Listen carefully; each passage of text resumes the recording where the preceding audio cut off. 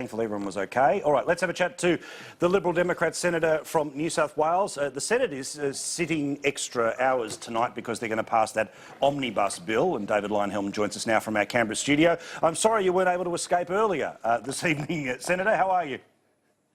Oh, fine, thank you, Paul. Yes, we're sitting late, but the divisions have started, so I think we've probably only got another hour or so to go. All right, good man. Now, let's talk about tobacco excise. We all knew this was coming. We knew that the government had promised it. We knew that the Labor Party was going to vote for it as well, but the thing has now sailed through the Parliament. Just let's make this nice and easy for everyone watching us right now. How much extra tax are they going to pay on their smokes in the next little while? Well, to put it in context, the Abbott government inherited the Labor Party's plan to increase tobacco excise 12.5% per year for the next 4 years. So they left that in place. So we've had 12.5% increase in tobacco excise for 4 years. That finished this year. So this new bill, which was passed through the Senate yesterday, continues that increase 12.5% for the next further 4 years.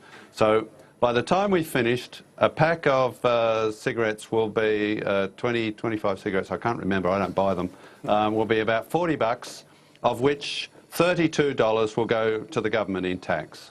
Now, there's virtually no other example in the Australian economy of something where the tax is that ludicrously high. Even petrol, that people assume is, you know, 4/5 tax.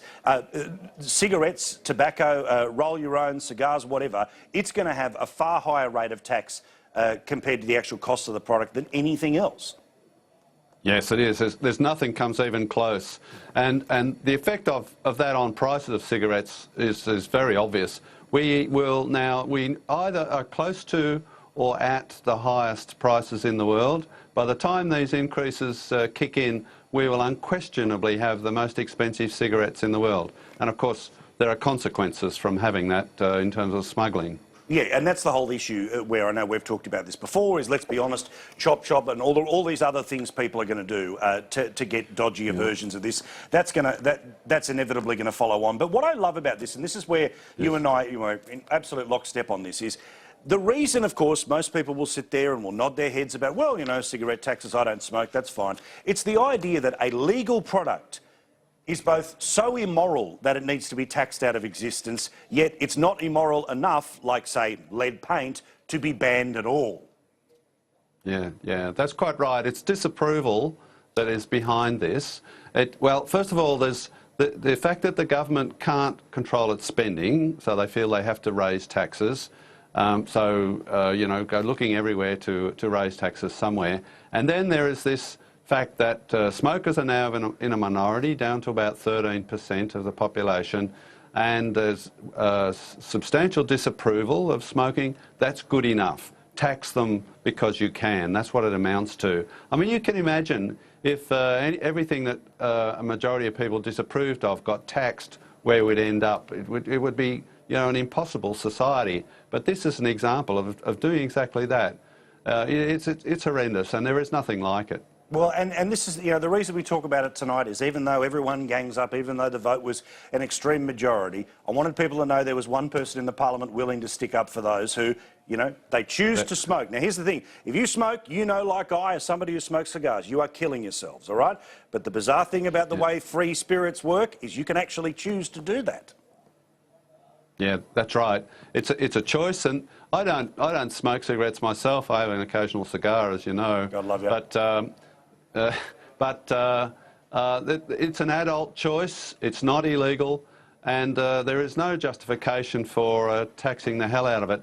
And the justification that's used all the time, if I can just mention that for a minute, there's a study by two authors called Collins and Lapsley that argues that the cost of smoking is $30-odd billion to the economy.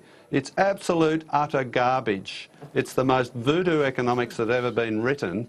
They try to assign a price on the grief of relatives of people who die from smoking, as if that's some sort of community cost, you know. Really? It's absolute voodoo economics, yes. It's absolute, utter garbage. Collins and Lapsley, they are relied on by right through the government for this, you know, this punitive approach to smoking.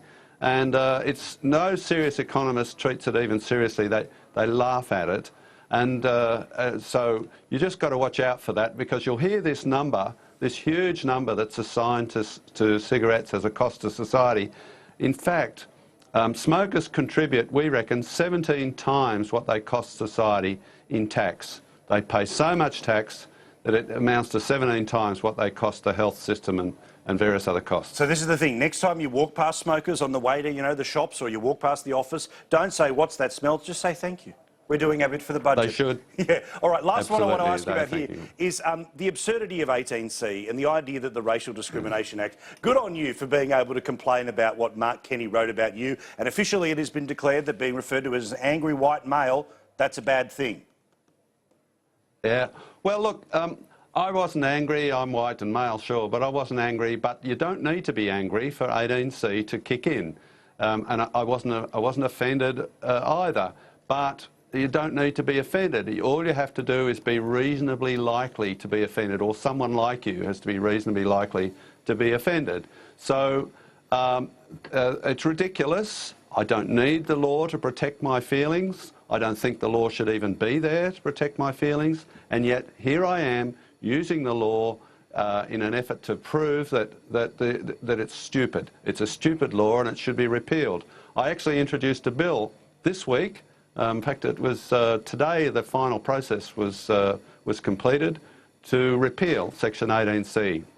So I want to go a little bit further than the Cory Bernardi bill, which is to remove insult and offend. I just want to get rid of the whole section. I agree completely. Yanked the lot. What about, by the way, the Essential poll that found 45-35 people agree with getting rid of at least the insult and offend part of 18C? And it should be noted that the Essential poll is largely left-leaning. At times, it can be funded by unions. And the very same batch of polls came out was the decriminalisation of marijuana. So this is not sort of right-wing blog, hardcore liberals. It's been an interesting sample, but I always love it. When it's same-sex marriage, it's the polls say we should do it, so therefore we should do it. Well, the polls now say 18C, you should do it. Get rid of it. Yes, well, I'm not too surprised. I don't think most Australians like the idea that they are being told by the government, oh, you can't say that because someone might choose to be offended about it. I mean, that's what 18C is all about, just feelings, Yeah. And how the hell do you know when somebody's going to be offended? How are you supposed to know? Basically, it means you should just shut up because it's not safe to say anything. I don't think most Australians want to cop that sort of society. And just finally, you literally had the front row seat yesterday to Pauline Hanson. I saw it in the chamber. What did you think of what you saw and some of the theatrical nonsense from the Greens around it?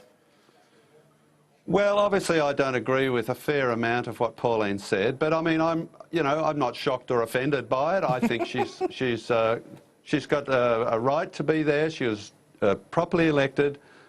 We treat each other in the Senate mostly with respect. Unfortunately, the Greens don't subscribe to that. They staged that stunt where they all got up and walked out.